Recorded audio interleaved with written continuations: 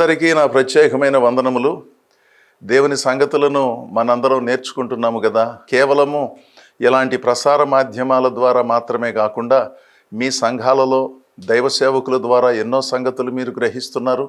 అనుభవజ్ఞులైన విశ్వాసులైన అనేక మంది తమంతట తాము దేవుని వాక్యాన్ని చదివినప్పుడు గ్రహిస్తున్నారు. పరిసరాలను చూచినప్పుడు కానీ, ప్రజల మానసిక స్థితిగతులను చూచినప్పుడు, ఆధ్యాత్మిక చైతన్యాన్ని చూచినప్పుడు మనందరం నేర్చుకుంటున్నాం. ఈరోజు మరోసారి దేవుని సంగతులను జ్ఞాపకం చేసుకుందాం. క్రైస్తవ సంఘాలలో సహజంగా ఉన్న ప్రధానమైన ఆలోచన ఏమిటంటే, దేవుని సన్నిధిలో ప్రార్థన చేసి, పట్టుదలతో ప్రార్థన చేసి సమస్తమును పొందుకోగలము అని. అదెంతో వాస్తవం. దేవుని సన్నిధిలో ప్రార్థించటం, ఉపవాస దీక్షలో ఉండి ప్రార్థించటం, ప్రత్యేక సమయాన్ని తీసుకుని ప్రార్థించటం, ఇవన్నీ గొప్ప సంగతులు. వాటి గురించి నేను వివరంగా చెప్పకుండానే మీరు గ్రహించే సంగతులు. ప్రార్థన ఎంత గొప్పదో ప్రవర్తనలో పరివర్తన కూడా అంతే ప్రాముఖ్యమైన సంగతని మీరు నేను గుర్తించాలి.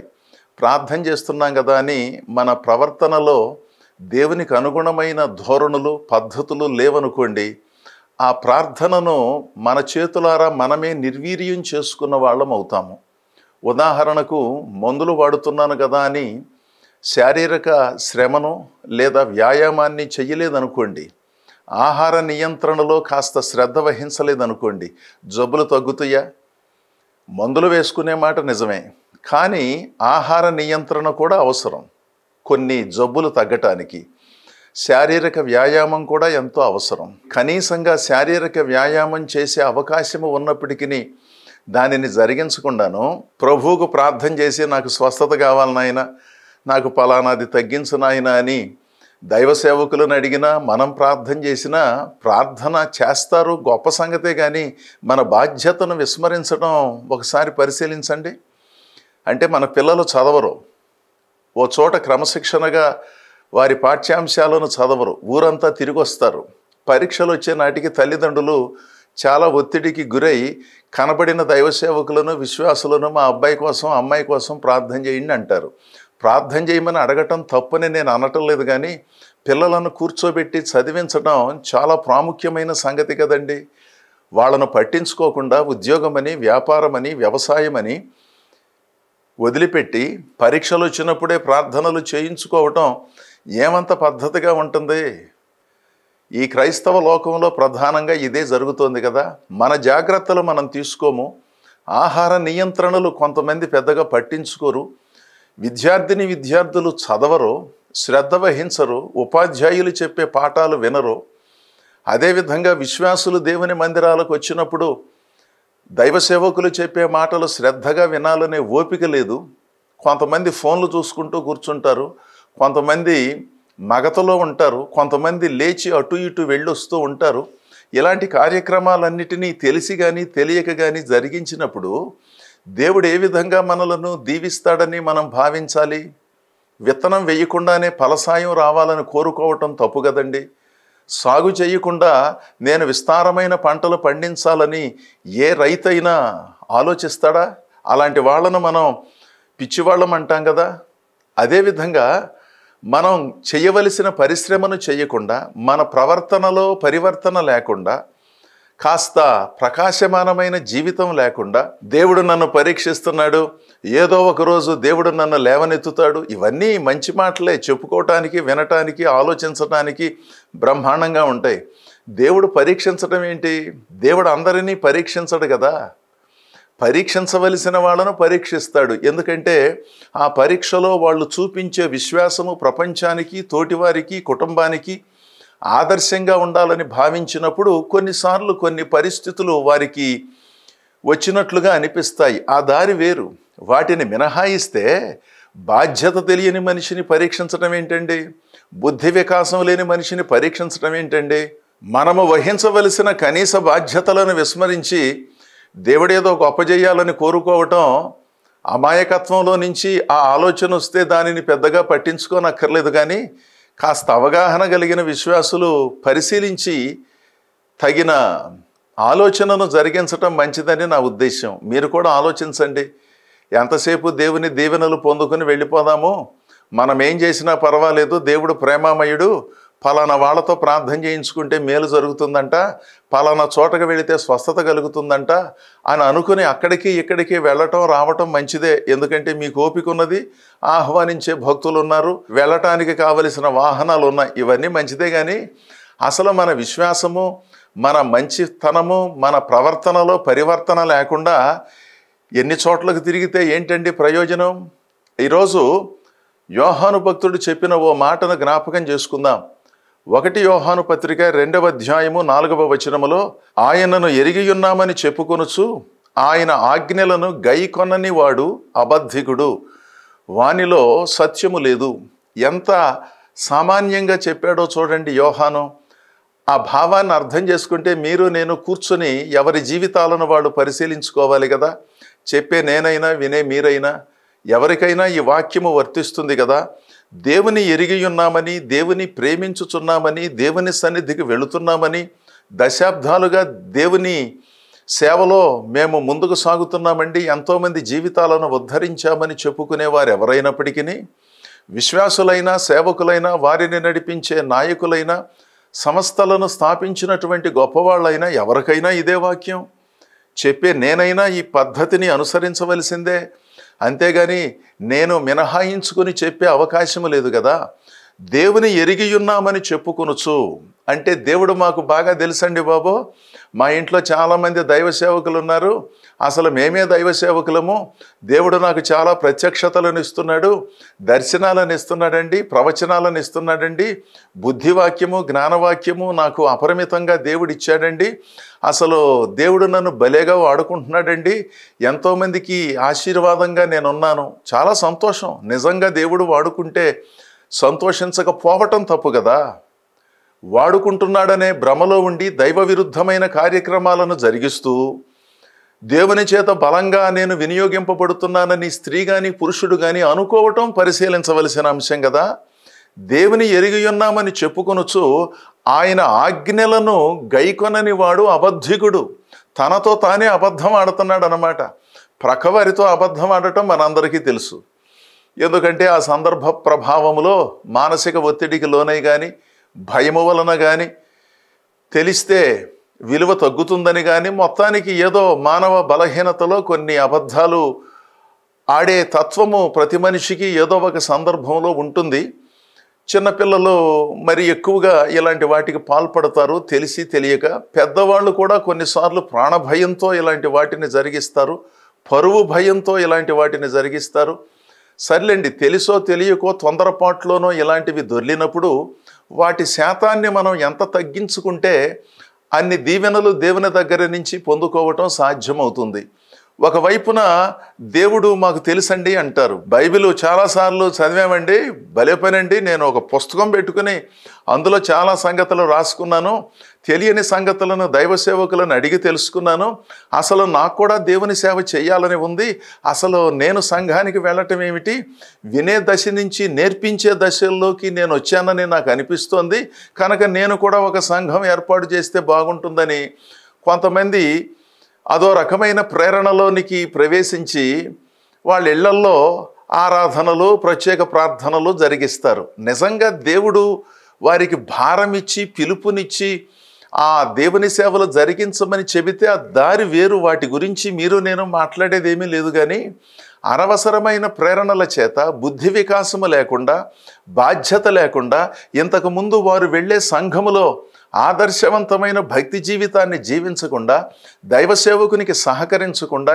ఏం చెప్పినా వాళ్ళకి ఎదురు చెప్పి సంఘములో ఉన్న కొంతమందిని ఆకర్షించి వాళ్లను గలిబిలికి గురి చేసి ఇప్పుడు వెళ్ళి సంఘాన్ని ఏర్పాటు చేసేది ఏంటంటారు? ఆలోచించండి. వారున్న సంఘంలో సహకారులుగా ఏనాడూ లేరు. వారిదైన ఒక సంఘం ఏర్పాటు చేసుకున్నప్పుడు మాత్రం ఆధ్యాత్మికతను వలకబోసి ఎత్తుకునేటట్లుగా చూపించే విచిత్రమైన ధోరణులు ఉన్నాయే, వాటిని కూడా మనం పరిశీలించాలి. కనుక ఈ సంగతులను మన అందరం ఆలోచన చెయ్యాలి. ఏ ఆలోచన లేకుండా నేను దేవుని సేవ చేసేస్తాను, సంఘాన్ని నిర్మిస్తాను, నా దగ్గర డబ్బులు ఉన్నాయండి, 1 ఎకరం పొలంలో మందిరాన్ని ఏర్పాటు చేస్తానంటే ఎకరం పొలమా, 2 ఎకరాల పొలమా, 5 ఎకరాల పొలమా ప్రక్కన పెట్టండి. మందిరాలు నిర్మించటం తేలికే కానీ జీవితాలను నిర్మించటం చాలా కష్టం. ప్రక్కవారి జీవితాలను నిర్మించటం కొంత తేలికైతే ఎవరి జీవితాలను వారు నిర్మించుకోవటం అత్యంత సంక్లిష్టమైన సంగతిని గుర్తించండి. మీ జీవితాలను మీరు నిర్మించుకోవటం అత్యంత సాహసోపేతమైన పని. ప్రక్కవారిని ఉద్ధరించాలని, ప్రక్కవారికి బోధించాలని, ప్రక్కవారికి పాటపాడి ఆశ్చర్యచకితులను చేయాలనే ధోరణి మంచిదే కానీ ఎవరి జీవితాలను వారు దేవుని సన్నిధిలో నిర్మించుకోవాలి కదా. దేవుని ఎరిగి ఉన్నామని చెప్పుకుంటూ మన మాటలోనూ, మన పద్ధతిలోనూ, మన ప్రవర్తనలోనూ, మన కుటుంబ జీవనములోనూ, తోటివారితోనూ, ఇంటిలో ఉన్న వారితోనూ, కుమారులతోనూ, కుమార్తెలతోనూ, అల్లుళ్లతోనూ, కోడళ్లతోనూ, మనవళ్లతోనూ, మనవరాళ్లతోనూ, అత్తమామలతోనూ, తల్లిదండ్రులతోనూ, స్నేహితులతోనూ ఎలా ఉండాలో తెలియనటువంటి విచిత్రమైన భక్తులు కొంతమంది ఉన్నారు. ఏంటంటారు ఇదంతానో? అర్థం లేనటువంటి ఆశయాలు, అర్థం లేనటువంటి దీర్ఘదర్శనాలతో అదేమంటే దేవుడు నన్ను సేవకు పిలిచాడండి అంటారు. సేవకు పిలిచినప్పుడు ఇలాంటి కార్యక్రమాలు జరిగించమని చెప్పాడా? ప్రజలు ఒకవేళ మీ పట్ల కానీ నా పట్ల కానీ తప్పుగా వ్యవహరిస్తే, బాధ కలిగినప్పుడు ఏదో 2 మాటలు మాట్లాడటం మానవ సహజమే అయినప్పటికీ వాటిని ప్రక్కన పెట్టి ఉన్నత ఆశయంతో, ఉన్నత భావాలతో దేవుని ప్రేమను ప్రజలకు చూపించి సేవలు అందించవలసిన వాళ్ళై ఉండగా అర్థం లేనటువంటి అవరోధాలను ఏర్పాటు చేసుకుని అదేదో ఉన్నతమైన లక్షణమైనట్లుగా ప్రపంచమంతా మమ్మల్ని అపార్థం చేసుకుంటోందండి బాబు, మేము బాగా అర్థం చేసుకుంటున్నాం అన్నట్లుగా ప్రవర్తించడం ఏమిటండి? ప్రపంచమంతా అపార్థం చేసుకుంటుందా? చుట్టూ ఉన్న ప్రతి ఒక్కరూ మనల్ని అపార్థం చేసుకుంటారా? ఒకళ్ళు, 2, 3 కుటుంబ సభ్యులలో కొద్దిమంది అపార్థం చేసుకున్నారంటే దానికి కొంత అర్థం ఉన్నది. ఇక మన చుట్టూ ఉన్న వాళ్ళందరూ అపార్థం చేసుకున్నారు అంటే మనలను అర్థం చేసుకోలేనంత అమాయకపు స్థితిలో వాళ్ళు ఉన్నారని మనం చెబుతున్నామా? ఒకసారి ఆలోచించండి.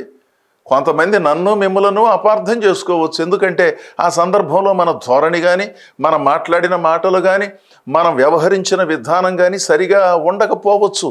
ఆ పరిస్థితుల ప్రభావంలో కాస్త విచిత్రంగా మనం స్పందించామేమో. ఎందుకంటే మనుషులము గనుక. అలాంటి వాటిని మినహాయిస్తే అసలు ప్రపంచమంతా నన్ను అపార్థం చేసుకుంటుందండి, మా బంధువులందరూ నన్ను అపార్థం చేసుకుంటున్నారు అంటే దాని అర్థం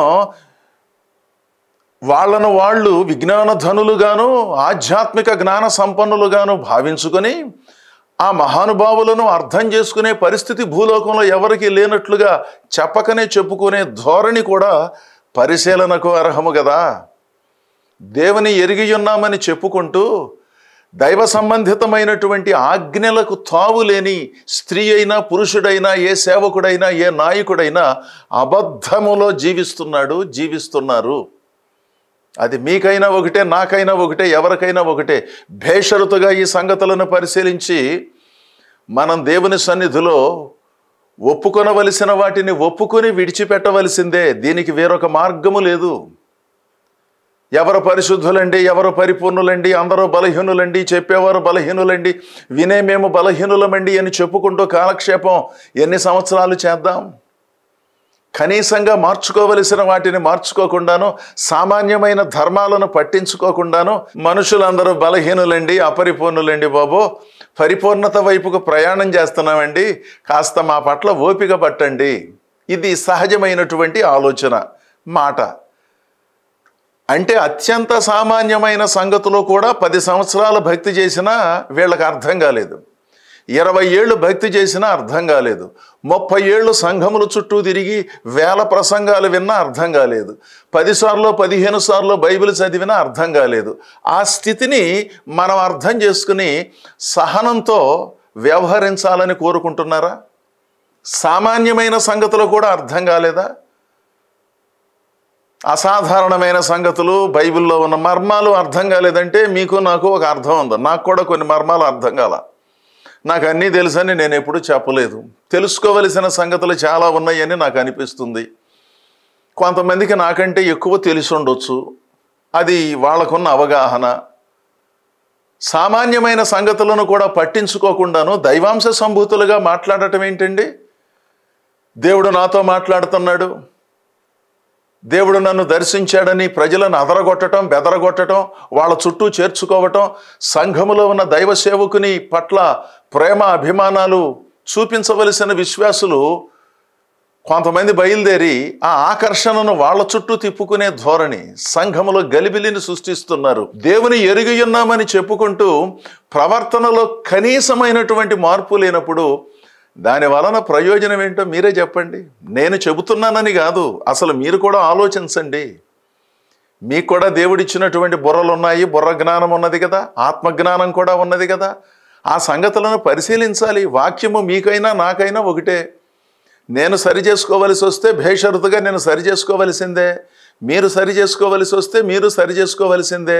నాకు ఈ మాట వర్తించదు అంటే ఎలాగండి? కొన్ని మాటలు వర్తించవు, కొన్ని సూచనలు వర్తించవు, కానీ కొన్ని సూచనలు మనం పరిశీలించాలి కదా. వానిలో సత్యము ఉండదు. తీతు రచన 1వ అధ్యాయము 16వ వచనములో కాస్త సూటిగా స్పష్టంగా పౌలు శిష్యుడు ఈ విధంగా చెప్పాడు. దేవుని ఎరుగుదుమని వారు చెప్పుకొందురు గాని అసహ్యులను అవిధేయులను ప్రతి సత్కార్యము విషయము భ్రష్టులునయ్యుండి తమ క్రియల వలన ఆయనను ఎరుగమన్నట్లున్నారు. ఎంత స్పష్టంగా ఉందో చూడండి.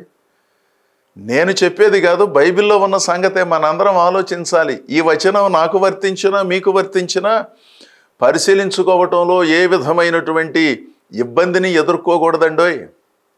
మీరు ఎన్ని సంవత్సరాల నుంచి భక్తి చేస్తున్నారు, ఎన్ని ప్రసంగాలు చేశారు, ఎన్ని సంఘాలను నిర్మించారు, ఎన్ని సంస్థలను స్థాపించారు, ఇవన్నీ ఒక లెక్క, గొప్ప సంగతి. వాటి విషయంలో ఏ విధమైనటువంటి ఇబ్బంది లేదు. కానీ ఈ వచనము వెలుగులో మనం ఎలా ఉన్నాం పరిశీలించుకోవలసిన అవసరం ఉన్నది కదా. దేవుని ఎరుగుదుమని వారు చెప్పుకొందురు, చాలా సాక్ష్యాలు చెబుతారు, వాక్యాలు చెబుతారు. అసలు దేవుడిచ్చిన అనుభవం అంతా ఇంత కాదండి. దేవుడు నాతో ఈ మధ్యకాలంలో చాలా మాట్లాడుతున్నాడు. 2 గంటలు మాట్లాడుతున్నాడు దర్శనంలో, 3 గంటలు మాట్లాడుతున్నాడు. సంతోషం. పరలోక దర్శనం చూస్తున్నారు. భూలోక దర్శనాల కంటే పరలోక దర్శనాలు కొంతమందికి ఎక్కువైపోయాయి. దేవుడు భూమి మీద ఏ విధంగా జీవించాలో, నైతిక ధర్మాలను ఆధ్యాత్మిక ధర్మాలను ఏ విధంగా కొనసాగించాలో ఈ సంగతులను గురించి కూడా దేవుడు చెబుతూ ఉంటే, భూలోకములో మన బాధ్యతను విస్మరించడమోనో పరలోక దర్శనాలు చూస్తూ భ్రమలో ఉండి జీవించటం, వాటిని అమాయకులైన విశ్వాసులు అనబడిన కొంతమందితో చెప్పి వాళ్ళని అదరగొట్టి వాళ్ళని ఆకర్షించి దైవాంశ సంభూతులలాగా అదో రకమైనటువంటి ప్రదర్శన జరిగించటం. దేవుని ఎరుగుదుమని వారు చెప్పుకుందరు కానీ అసహ్యులను అవిధేయులను, అసహ్యకరమైన కార్యాలు, అసహ్యకరమైన మాటలు, అసహ్యకరమైనటువంటి పద్ధతులు, ప్రవర్తనలో ఏ విధమైన పరివర్తన లేని దుర్మార్గమైనటువంటి వైఖరి. మందిరానికి వచ్చినప్పుడు భక్తి వేషం, మందిరంలో నుంచి బయటికి వెళ్ళిన తర్వాత మరొక వేషం. ఈ గందరగోళమైన పరిస్థితుల విషయంలో జాగ్రత్తగా ఉండమని పౌలు భక్తుడు తీతు అనే శిష్యునికి కొన్ని సూచనలను తెలియజేశాడు.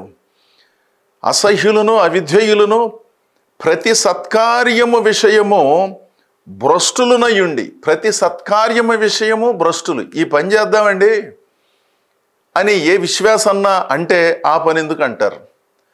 క్రిస్మస్ సీజన్ వస్తుంది, లేకపోతే క్రొత్త సంవత్సరం రాబోతుంది, మందిరంలో ఈ సంస్కరణలు చేద్దాం, విశ్వాసులమైన మనం ఇలాంటి సమావేశాలు ఏర్పాటు చేసుకుందాం అని దైవదాసులు ఏదన్నా చెప్పారనుకోండి, దానికి ఎదురు చెప్పటం.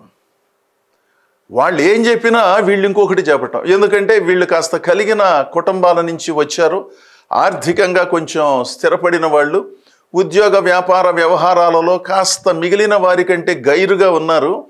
కనుక వాళ్ళ పెత్తనమే సంఘాలలో సాగాలి. ఏంటిదంతానో?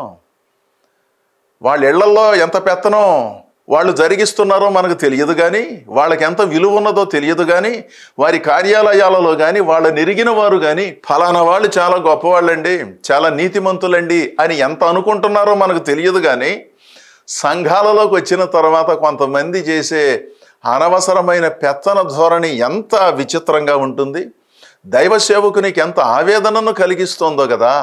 ప్రతి సత్కార్యాన్ని అడ్డుకుంటారు. ఒకవేళ అది మంచి పద్ధతి కాదండి అన్నప్పుడు అలా వద్దులే పాస్టర్ గారు, అలా వద్దులే ఫలానా ఫలానా గారు అని చెప్పి ఇలా చేద్దామని చెబితే తప్పేమున్నదండి? ప్రతి మంచి కార్యానికి ఎవరైనా ముందుకొస్తే టాట్ ఇది కాదు. అదేమంటే కాస్త వాళ్ళకున్నటువంటి కుటుంబ బలము కానీ, వాళ్ళకున్న బంధువర్గం కానీ ఆ సంఘములో అధికమైనందున వాళ్ళు ఏం చెబితే అది జరగాలి. ప్రతి సత్కార్యాన్ని అడ్డుకోవటం ఏమిటండి? ఏదన్నా దైవ విరుద్ధమైన కార్యక్రమం ఉంటే అది తప్పండి, అలా వద్దండి అనటం, దానికి సొమ్ములు ఉండనక్కర్లేదు, అధికారం ఉండనక్కర్లేదు. ఏ విశ్వాస అయినా సాత్వికంతో ఆ సలహా చెప్పొచ్చు. ప్రతి సత్కార్యము విషయము భ్రష్టులనయ్యుండి ఏది చేయనివ్వకుండాను సంఘమును నిర్వీర్యం చేసి, కాస్త వాక్యం చెప్పే దైవ సేవకుని పిలుద్దామండి అని పాస్టర్ గారు అంటే ఆయనొద్దు, వీళ్ళనే పిలవాలి. ఎందుకంటే వాళ్ళకి వీళ్ళకి ఉన్న అనుబంధం, కుటుంబ అనుబంధమే ప్రధానం. ఇక్కడ ఏదో కలవలేదని ఏదో ఒక విధంగా వాళ్ళను తప్పించి అనుకూలమైనటువంటి పద్ధతులను ఏర్పాటు చేసుకునే మానసిక భ్రష్టత్వం. ఈ సంగతులను పరిశీలించుకోవలసిన అవసరం లేదా? ఎవరో ఒకరు ఈ సంగతులను చెప్పినప్పుడు విని అందులో ఉన్న సంగతులను మనం అర్థం చేసుకోవాలి కదా, మనలో రూపాంతర అనుభవం రావాలి కదా. తమ క్రియల వలన ఆయనను ఎరుగనట్లుగా ఉన్నారు.